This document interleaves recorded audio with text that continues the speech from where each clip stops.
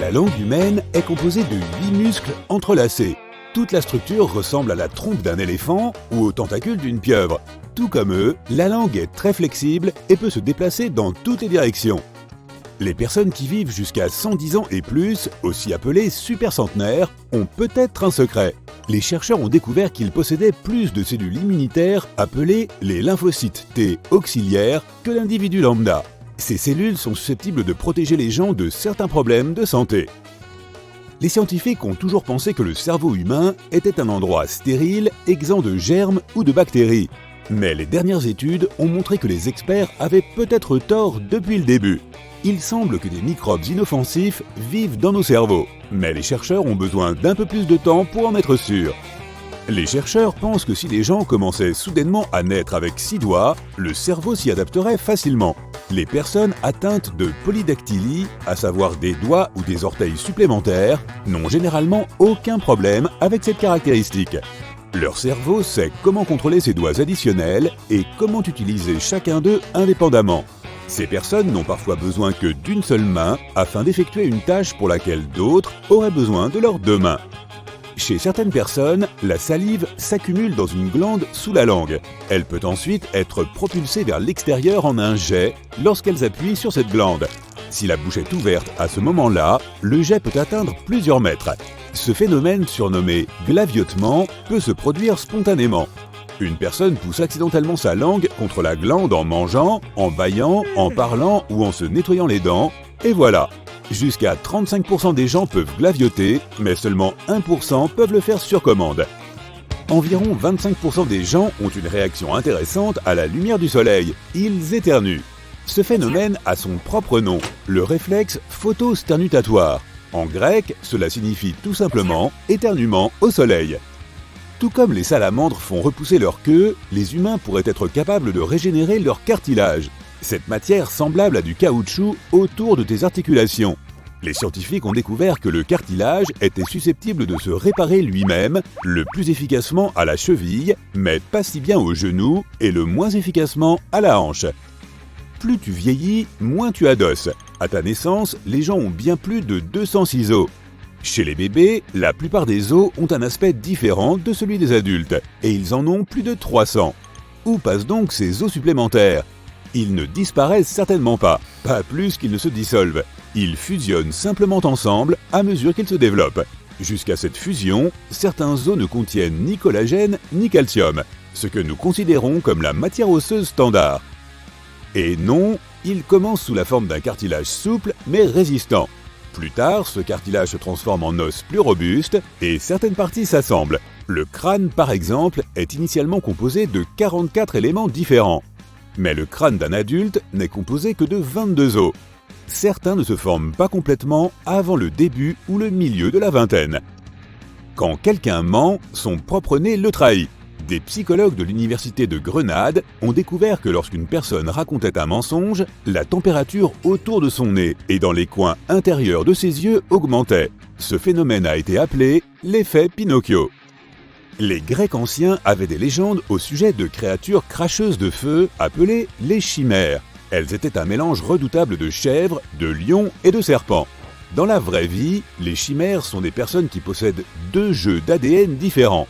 Les scientifiques n'ont pas enregistré plus de 100 cas de chimères humaines. L'albinisme est une caractéristique rare. Les personnes atteintes d'albinisme ont très peu, voire pas de mélanine, la substance qui produit la pigmentation. Mais s'il s'agit d'albinisme oculaire, le phénomène est encore plus unique. Ce type d'albinisme n'affecte que les yeux d'une personne. Les experts n'ont pas de chiffres précis, mais ils pensent qu'entre une personne sur 20 000 et une sur 50 000 serait atteinte d'albinisme oculaire. Les scientifiques ont découvert que ton ouïe pourrait bien reposer sur un tout petit violon cello.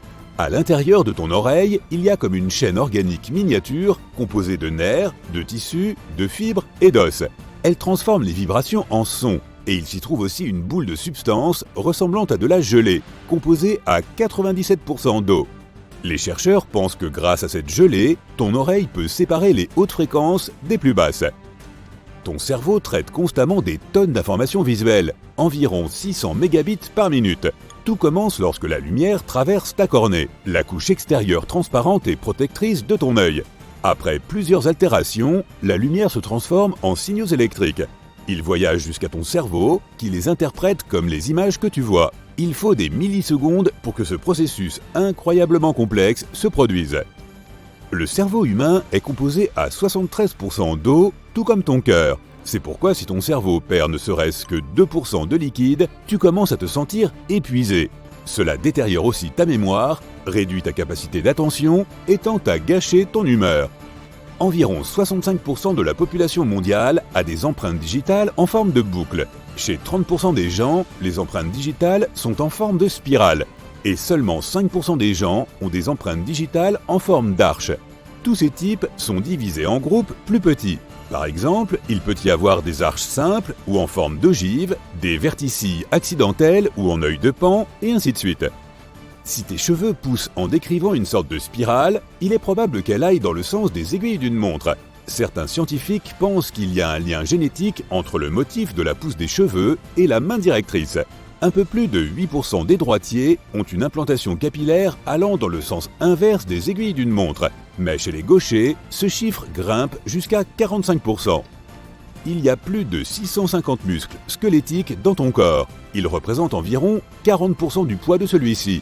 Jusqu'à 85% de la chaleur que ton corps produit provient de la contraction de tes muscles. Par ailleurs, les chenilles ont beaucoup plus de muscles que les humains. Certaines espèces en ont jusqu'à 4000, et la sauterelle en a près de 900. Ton cerveau peut décider des sons sur lesquels il faut se concentrer lorsque tu te trouves dans un endroit bruyant. Grâce à cette capacité, tu peux faire taire toutes les autres voix et te concentrer sur la personne que tu écoutes. Les Bajau sont un peuple de nomades qui vivent dans les eaux côtières des Philippines, de l'Indonésie et de la Malaisie. Grâce à une mutation génétique rare, ils peuvent rester sous l'eau jusqu'à 13 minutes. Le peuple Bajau a développé des râtes bien plus grandes que la moyenne. Cette caractéristique leur procure un avantage génétique. Les nomades de la mer en ont besoin pour pêcher en apnée ou rechercher des débris sous-marins qui peuvent être utilisés pour l'artisanat. Les os humains pourraient être parcourus d'un réseau de minuscules tunnels. Les scientifiques ne savaient rien d'eux jusqu'à récemment. Ainsi, on ignorait comment les cellules sanguines, qui sont produites dans nos os, pouvaient sortir si rapidement du système osseux et se retrouver dans la circulation sanguine. Mais à présent, le mystère est peut-être enfin résolu. S'il y a des trous, il peut aussi y avoir des capillaires, autrement dit, des vaisseaux sanguins miniatures. Certaines personnes ont plus d'une rangée de cils. Ce phénomène est une mutation génétique appelée distichiasis.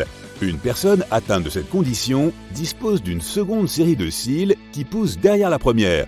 Tous ces cils luxuriants et langoureux sont certainement très jolis, mais ils peuvent aussi causer un certain inconfort. Certains poils peuvent commencer à pousser dans la mauvaise direction ou à l'endroit où une glande sébacée est censée se trouver. Cela peut provoquer des irritations. Pourquoi tes ongles deviennent-ils bleus quand tu as froid ? Pour commencer, tes doigts sont plutôt éloignés du reste de ton corps, tout comme tes orteils ou le bout de ton nez. Imagine un morceau de tissu organique au milieu de ton corps. Il reçoit la circulation de tous les côtés, de gauche à droite, de haut en bas. Mais les extrémités de tes doigts n'ont qu'une seule alternative. Le sang ne peut circuler que de la main vers le bout de tes doigts. Quand il fait froid, les petits vaisseaux sanguins, alias capillaires, de tes doigts rétrécissent. Cela empêche le sang de circuler aussi librement qu'avant. Lorsque la circulation sanguine ralentit, le bout de tes doigts ainsi que tes ongles ne reçoivent pas assez de sang riche en oxygène. Et moins ton sang contient d'oxygène, plus il devient foncé. Sa couleur est en fait rouge foncé, mais nous le percevons comme bleu.